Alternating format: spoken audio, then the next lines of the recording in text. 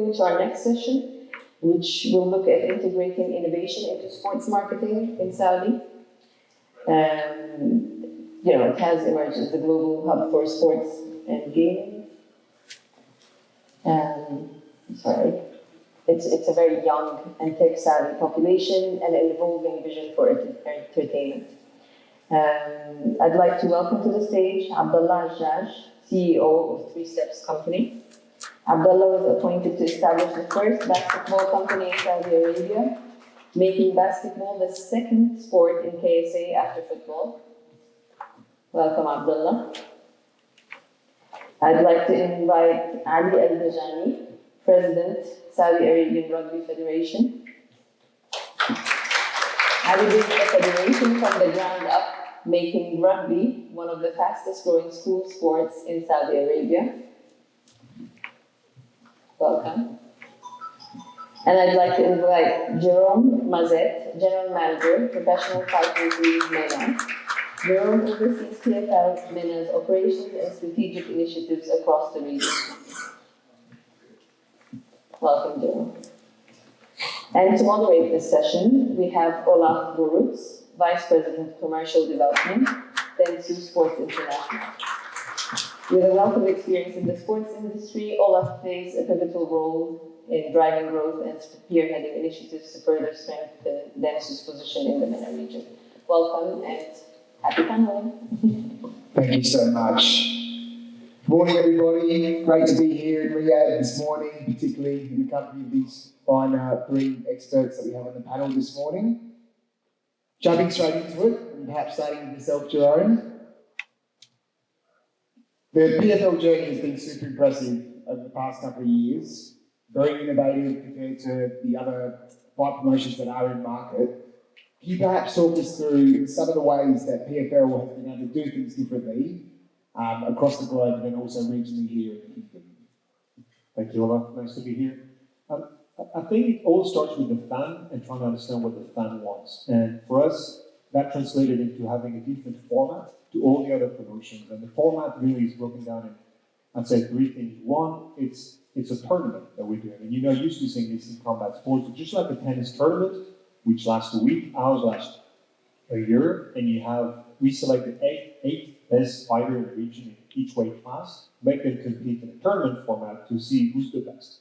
So very simple from a fan perspective to follow, and also very regionalized. It's 100% of our fighters are from the region. It's a localized, regionalized product, and that's to echo what was said earlier. Being able to have this association and that recognition, the heroes and the people that you are following.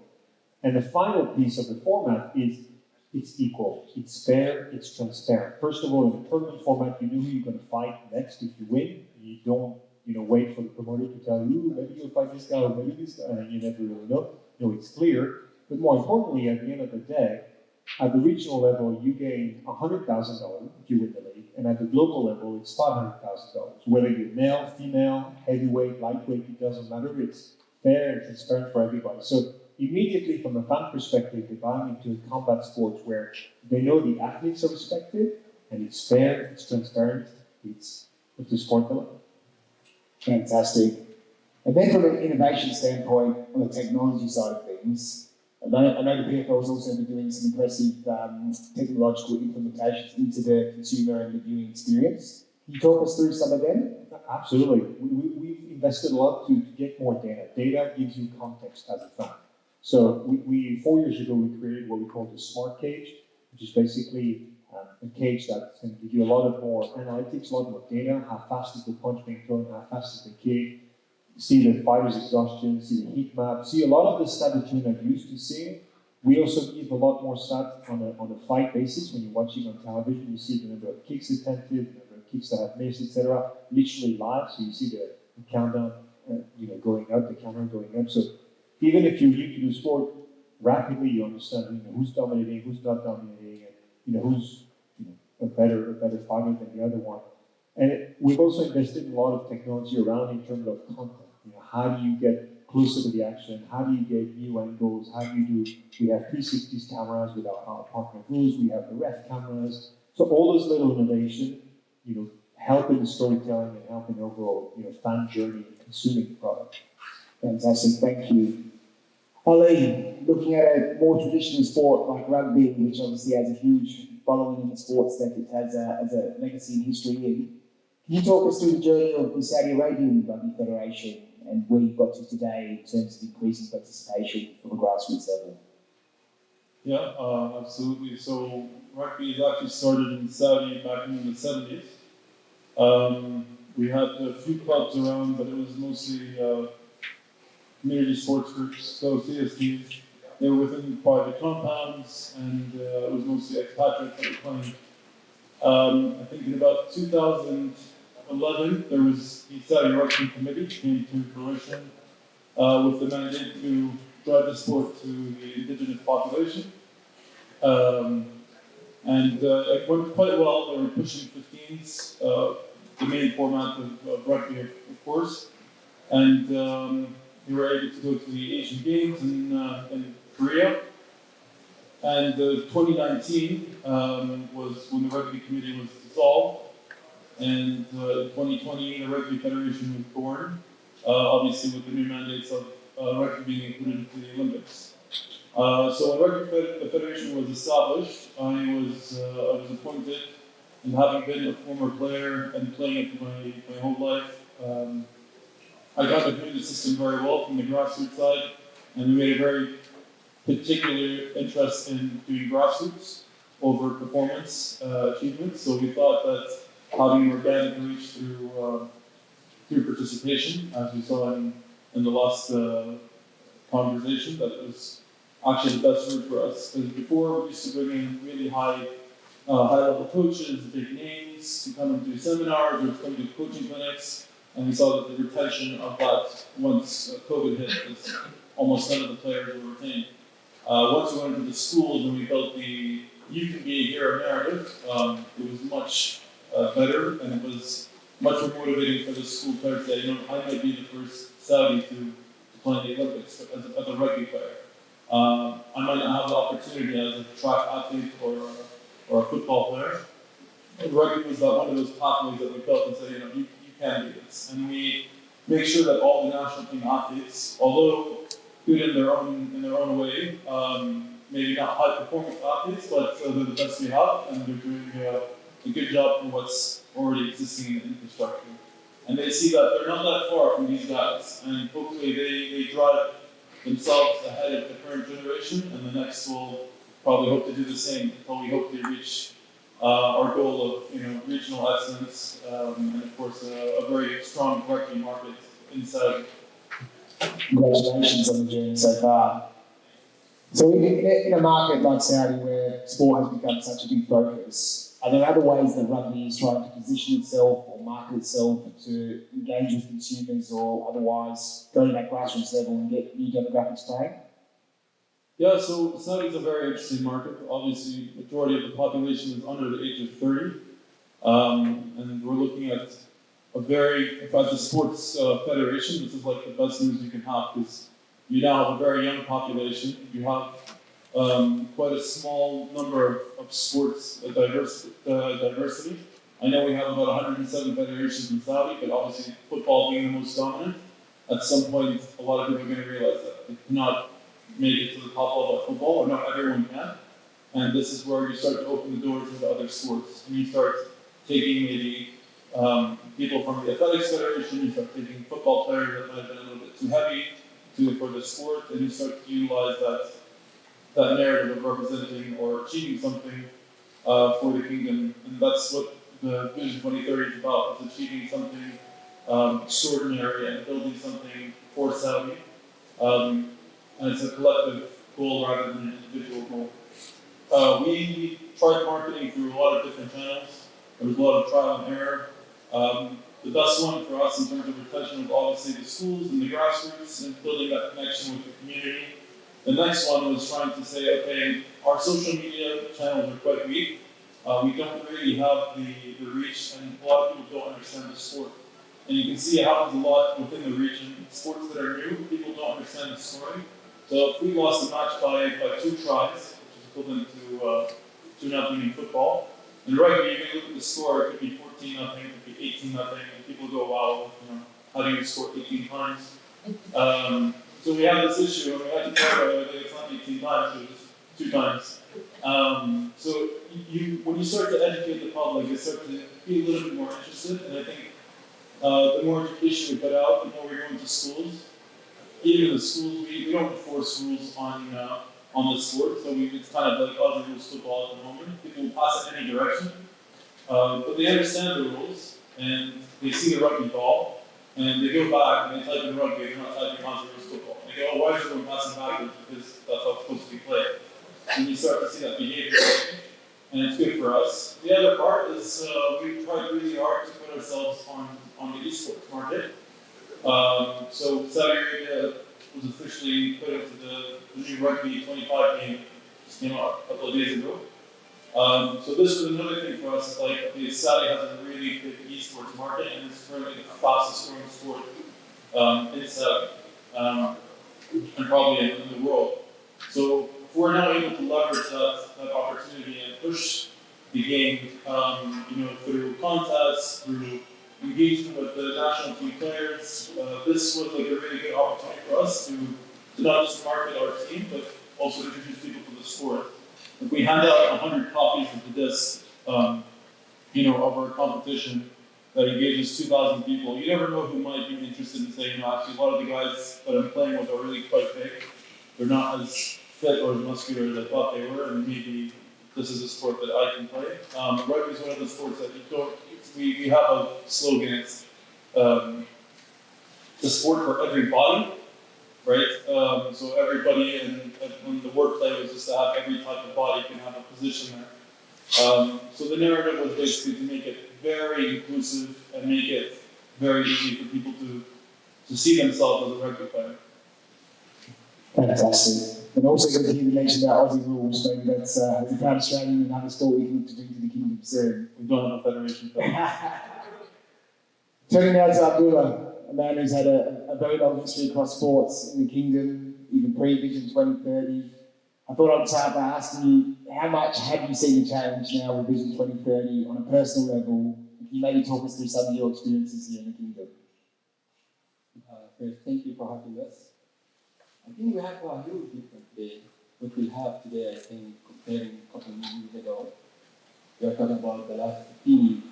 Remember when we talk about the sport, before I go deeper in sport and I talk how the sport has impacted the whole, let's say, the population in Saudi, I think social media has leveraged the whole sport in Saudi.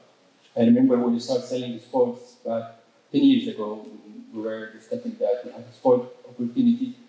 You find it's challenges with agencies, with the client, with the advertiser to understand what should be in the sport, what's the outcome of it. Because for them, it was the only TV can give us indication about, let's say, the viewership, how the people are engaging. They asked a couple of different questions that, okay, today why should I put some budget or some investment in the sport? While I think one of the challenges they used to have, they don't know how to evaluate.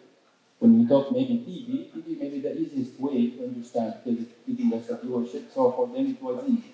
But if you want to discuss with them this sponsorship opportunity, activation opportunity, how you can engage, how can you use, let's say, beside the logo, beside the branding, because I think most of the people they think about the sport is the only brand opportunity. And they don't see the level of the engagement. Today, I think after a couple of years, after, let's say, what's happening in Saudi, the huge changes we have in Saudi, we've been hosting different kinds of sports. I think most of the agencies marketing themselves, asking themselves, why all of those kinds of sports being in Saudi? Definitely there's something in it. Okay? And I think one of the things has helped a lot in encouraging the agencies, the brand, social media. Today, when you go, let's say, you discuss any kind of sport, you give them an opportunity to tell them, guys, okay, this is the level of engagement, this is the insight, this is the followers, see how the numbers go.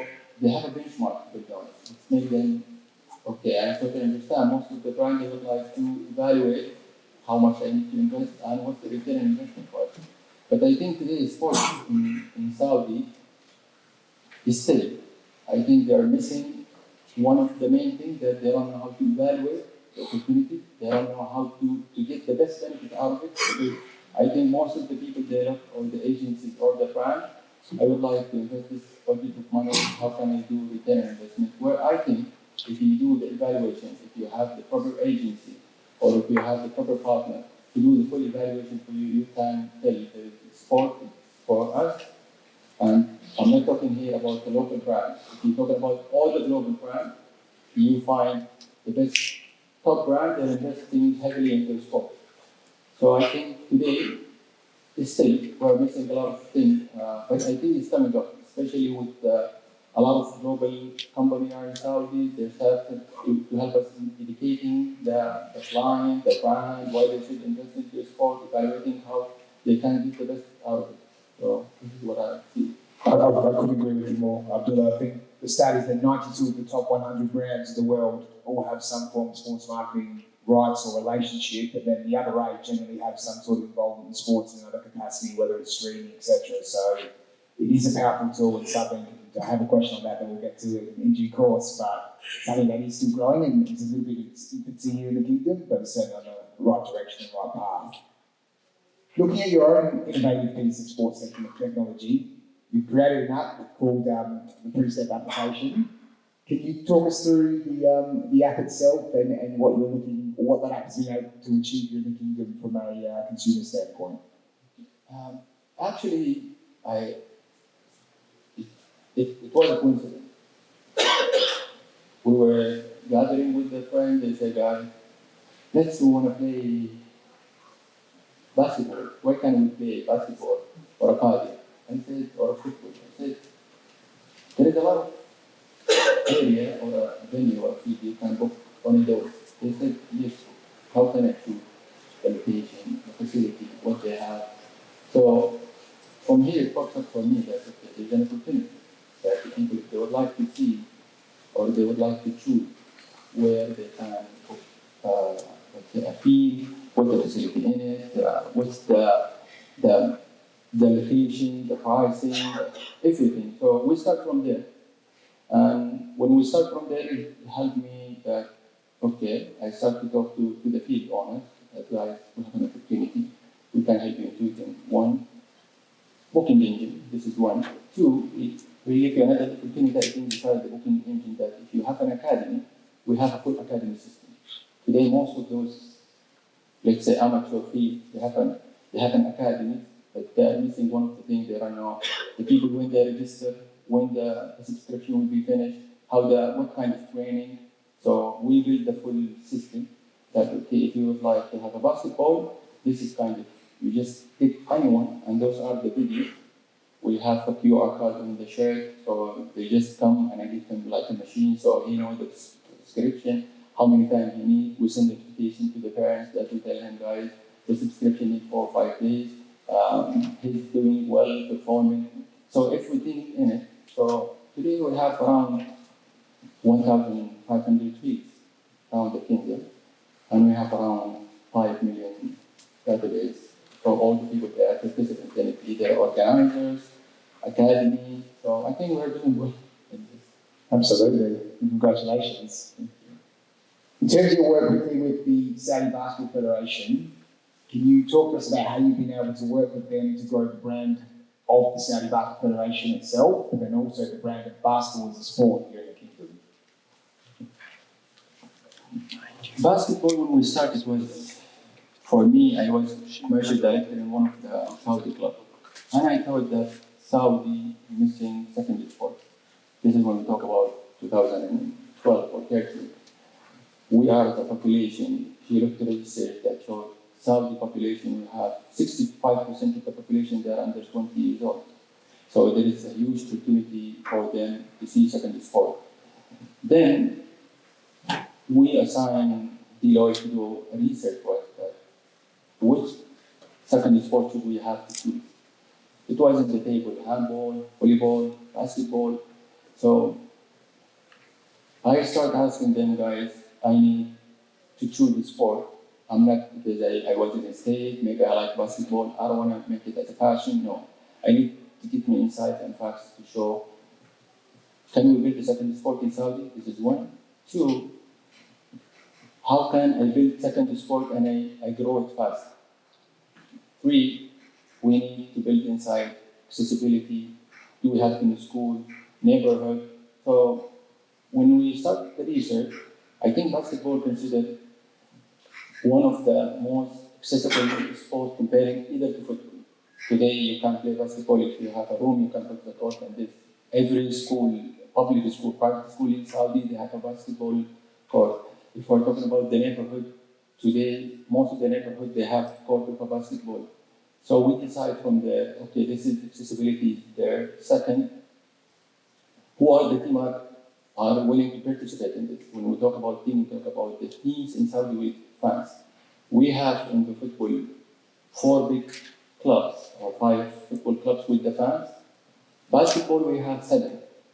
So this is the 12 another opportunity. So for us, it's going to be easy that the fans will gonna come. If we build the brand, we build the. Then we signed with Deloitte. From there, we did the full business plan. Then we appoint the marketing company from UK as well to do all the infrastructure. Because basketball it has technicality and it has the commercial. For me, technicality wasn't a problem because I think technicality in the basketball already for one of the mature sports. It's easy to find the right people to come and do technicality. For us, it was how to capture the attention of the brand, of the advertisers. And I remember one of the things we did, we sent the invitation for 15 brands. And we get them to London to watch one of the NBA games. We give them the opportunity to get the feeling, for us, basketball, it was a huge investment. Most of the people, they think, okay, you guys coming, doing basketball. It was a big investment for us to build the sport. So we get the clients, we went to London, we went to NBA match to get the feeling. We appoint them with Deloitte, with 3 different kinds of agencies to come to explain to them why they should. Because for us, I always believe that building the sports, it comes from the brand rather than it comes from the federation by itself. Today, an example, CrossFit, if you see Under Armour, officially who built CrossFit today in the world. So the brand makes it different. So we started for a couple of years. We did well. I think basketball in Saudi is doing well. I don't want to say we're second sport, but I think today basketball is second sport in Saudi. Absolutely, and that's a really good point as well on how powerful the association with the right set of rights can be for a brand to allow you to grow in conjunction with that set of rights. Off the back of Alex's session earlier, and we've all touched on it in the responses that we've had, but just how important is data insights to what you're doing with each of your organisations, maybe starting with Jerome again. We touched on the smart cage, but in what other ways are you using data and insights when it comes to the PFL? We look at it in a lot of different ways, and again, it all ties back to the fan. Before a fight, we traditionally would have a pre-fight survey, so people usually after we do it before to understand what are the fans looking for, what are the favorite fighters, what are the storylines that they're interested into, the matchups also, and that also helps us in curating our card. Who goes on top, who goes in the middle, who goes at the bottom. There's also a lot to do with where are we, so if we're in Riyadh, obviously we want to have more Saudi national represented because we see that the fans want to see the local heroes, and that's traditional. But then it goes into, during the fight, we have some predictive analysis, we integrate a bit of AI into our how we look at the stats live, so that allows us, especially in foreign markets, we have betting, to have the interaction with the fan, showing them the predictive of the fight, where things are going to go. And that gives you better commentary, that gives you better analysis as well, and that gives you a better fan journey. And then after the fight, there's a whole thing where media rights, we are a televised product, 160 different broadcasters across the world, territories. So it's all about tying it back to the sponsor, to the partners, to the brands, and then here we have the Saudi MMA Federation, the Ministry of Sport, showing them how some of their investment is then being, showing return on investment. Bit of an ugly term, but how is it being engaging, how is it making a difference, and how we are moving the needle together. So it's really throughout the whole stage. Even when we select fighters, we even look at the set of data on the fighters, and then we obviously look at are they a good fighter, what skills do they have, but also what fan reach do they have, how are they liked in the market, what are the narratives that they have before. Some fighters have very positive and then negative, and then some many different stories. It's really passionate to see how the fighters are coming. But we look at those also to see how can this fighter could potentially develop and become an interesting fighter to follow and a hero. That's ultimately what athletes are. Amazing, which becomes part of the marketing strategy and narrative as well. Ali, with rugby? So we're very focused, obviously, as mentioned before, on participation. So we do have a lot of local events. We have our own series within Saudi Arabia. We participate outside. For us, feedback is quite important from the participants, the athletes, the attendees, the parents. And in terms of also partnerships, whenever we go for a sponsor, we go for sponsorship meetings, they ask for a lot of data, and we show them the growth, right? And without actually collecting this data in an efficient way, and also in a way that translates to the true value of what we're doing, it becomes hard to tell somebody we have 16,000 participants, invite them to a school tournament, and there's only 2 teams. So we really try to take our data, what we get from our surveys, and then compare it to what we see at our events. And then we try to come up with true values of what our impact is. Unfortunately, we have a very, let's say, very technical team, very hands-on, and I would say our data collection is mostly automated. And quality assurance is quite a significant part because there are some gaps which we do identify, and we say, okay, is this really worth tracking anymore? Is it providing any value? Are we tracking it accurately? And if not, then where should we actually focus our resource on these things? And I think definitely it helped us achieve a few sponsorships by collecting data about participation and performance and trajectories based on what's the growth is.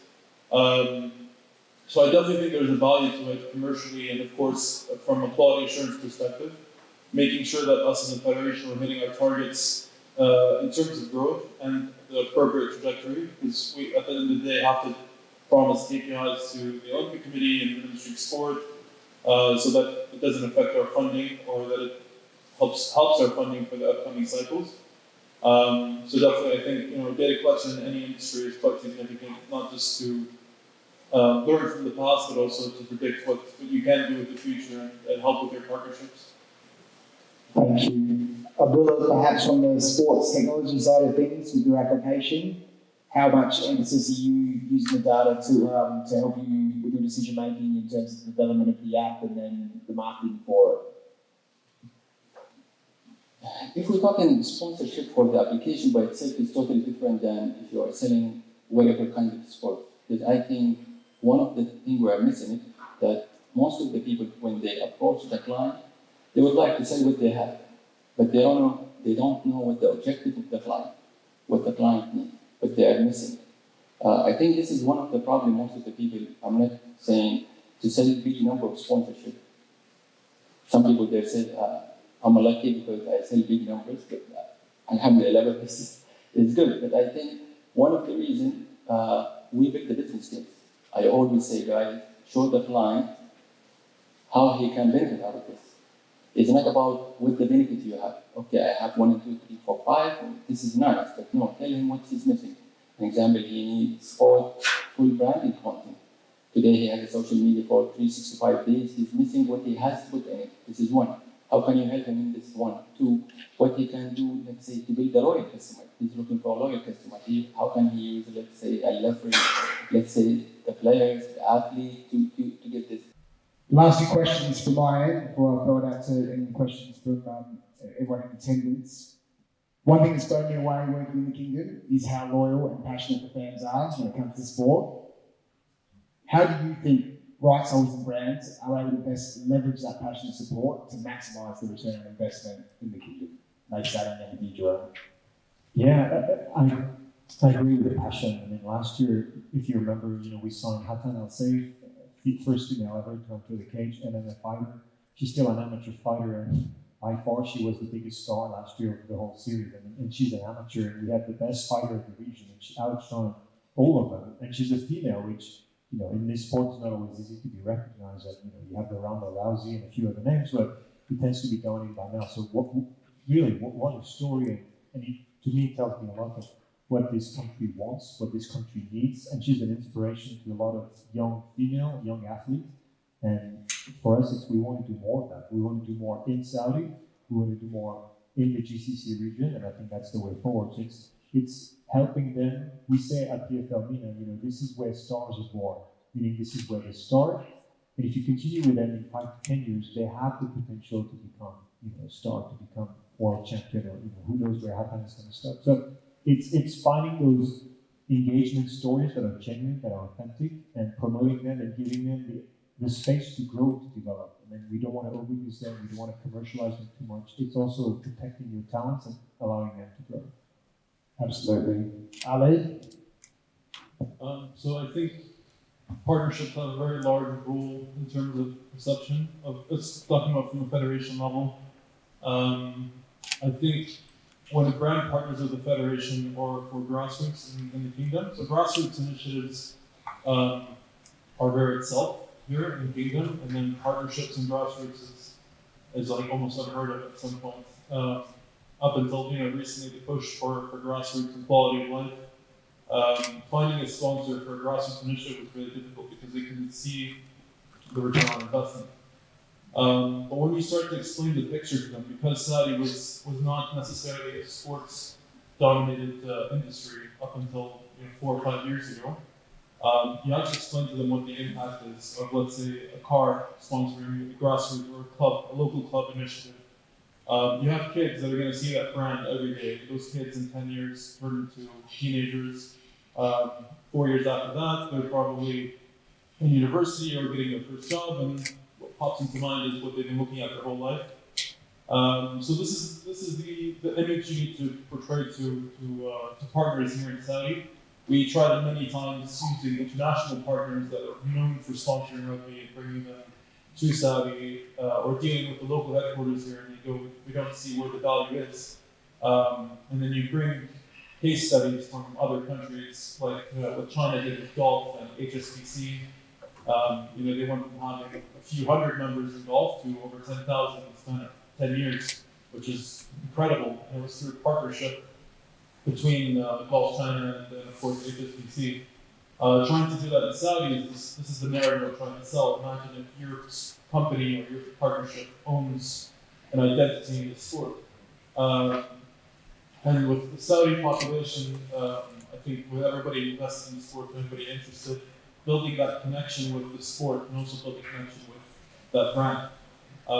And I think it's a very good narrative to tell, and I think when it comes to the hero pieces, athletes with their own sponsors, you have obviously Saudi Olympians, now Winter Olympians, we have the Winter Games, and there's certainly still a lot of questions around understanding, okay, investing in grassroots, you have an athlete that comes through your program, and then they can say, for example, like in Canada, they have a hockey program called Timbits. So it's an under-8 tournament, but it's the largest hockey program in probably North America. But you have so many professional and top-level athletes that come from your Timbits program, and they're labeled even 20 years after as a Timbits player. So there's definitely a deep connection between the population and the partnership, and trying to translate that message to Saudi corporations or corporations working in Saudi is a bit of a new experience, but I definitely think that once that commercial aspect starts to flood in, you start to see a lot more CSR, you start to see a lot more engagement and a lot more affinity between people and corporations, and of course corporations and sports. Well said. Another example being the McDonald's All-American status that young talent gets in America too, from a basketball and college level, where that's become synonymous with that level and that grassroots and getting back at the development stage of sport. Abdullah, any final thoughts on this topic? Fandom and loyalty? Is that? I think two main factors that makes different in such a, to get the interest, the passion about the sport. It's building heroes and participating in school. If you work in both, because I think today most of the kids, if you find the kids, if whatever kind of sport, they follow heroes. They would like to be like Cristiano, Messi, for Kevin Basket, James Harden for Kevin Bryant. They always have a hero in their mind. They are dreaming to be like them.